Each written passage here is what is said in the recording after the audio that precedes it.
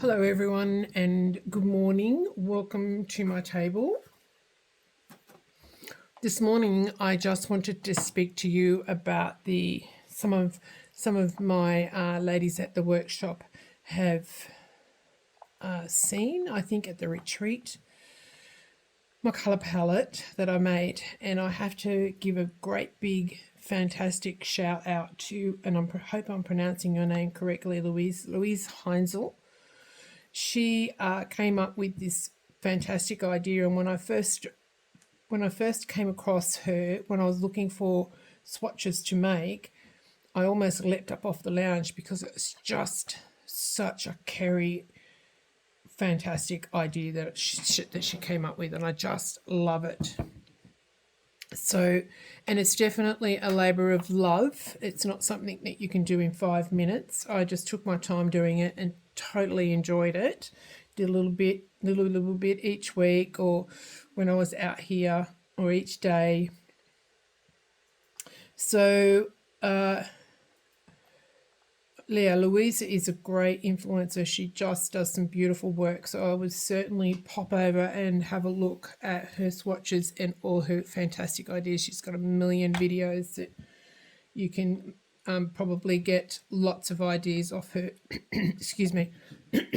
I'm a scrapbooker. I'm not a junk journaler, but I use a lot of the distress type of grungy look on tags and things like that and use the actual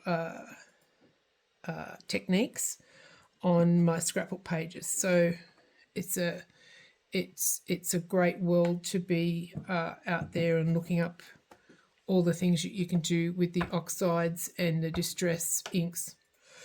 The reason why not only are they a great brand and so much fun to use, but I struggle a little bit with regular inks now, trying to blend with them and what they can do. They're great for stamping. I grant you that, but I just love more so the oxides. So I'll just kind of try and stick. So initially we've got all the palette colours.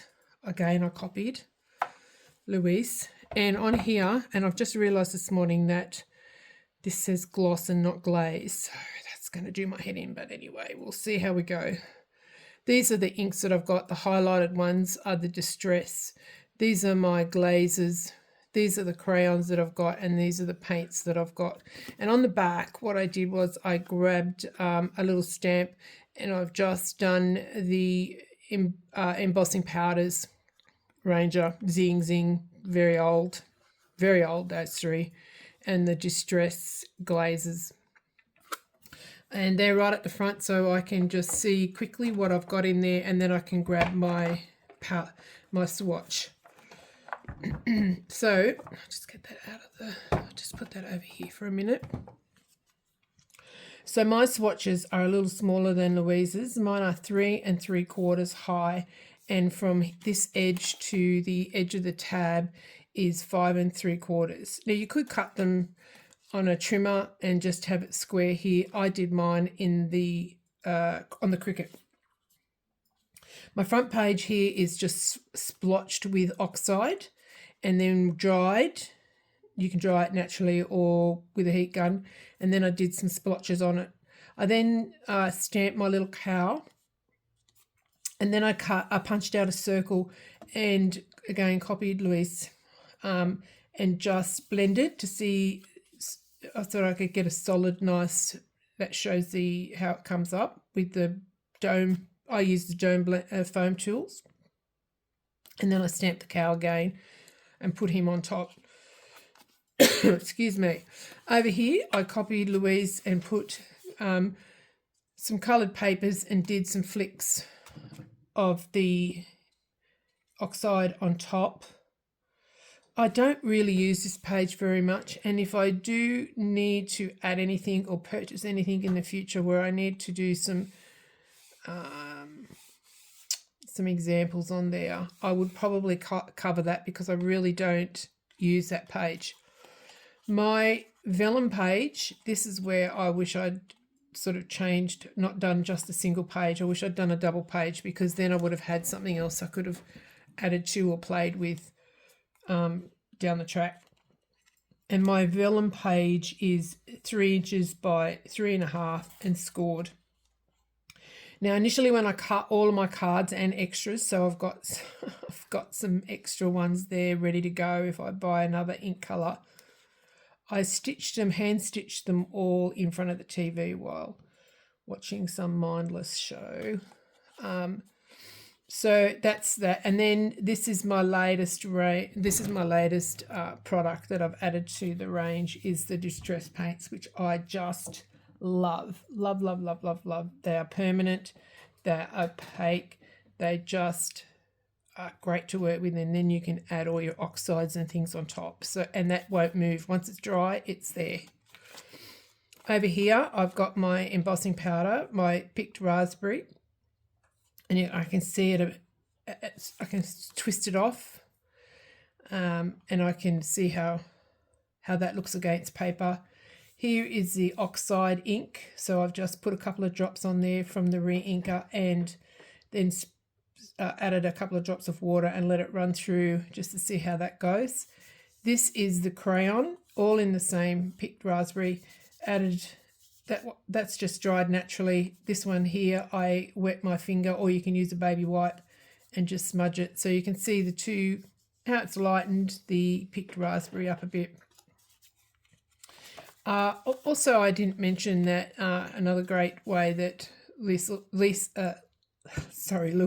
did her blending is she did all around the edges, all around the back, all around the edges on the inside, which, you know, looks great at the sides. Anywhere you look, you can see your colours of the rainbow. Excuse me, I'm just going to have a sip. Yeah, so gosh. So on the back here, I've got the Distress re-inker, which I've done a couple of drops and just added water to it, exactly the same as what I did over here.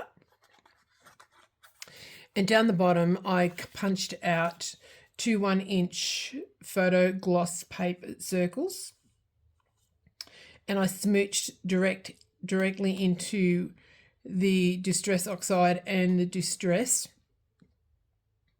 And then when this dried, I added a bit of microglaze over the top, because not that you always work on photo paper, but if you are watching your purse strings and you can't afford to buy both ranges, the Distress and the Distress Oxide, I would definitely go for the Oxide, because I just find it so much easier to work with, and it does some great effects when it oxidizes, comes through. And so, but anyway, I just wanted to do the example of just adding the microglaze on the top. So yes, it brightened it up, took off the powdery kind of look, the oxide look, showed all the different little lines and blobs in there. This has got the true color a little bit more. Oh, my throat. Okay, sorry about that. I've had I think about a month back, I must have got a little virus, but still hanging around. The cough, the dry throat. Yeah, so I just wanted to do an example on the back there of the two, so I could have a view of that as well. I purchased the Distress re-inkers to start with, because a lot of the spray bottles I have just struggled with, and there was a Ranger brand that I had. Or was it a Dina Wakelee? I'm not sure what it was. I don't want to put anyone's name on it because I can't remember. But I struggled and struggled and struggled. I cleaned the sprays. I did spray bottles. I kept them, wiped them every time I finished. I wash them if I had to. And they just kept clogging. And I just threw about 10 of them, not just recently, but I threw them all in the bin because I could not put up with it anymore. Just frustrated me. So then I decided that I would buy the Distress re-inkers, and I, put a little bit of water, 2 lines down here of water, and a drop or 2 of the inks in here until I had it to the thickness or the brightness that I wanted it. And that's how I use my sprays now, because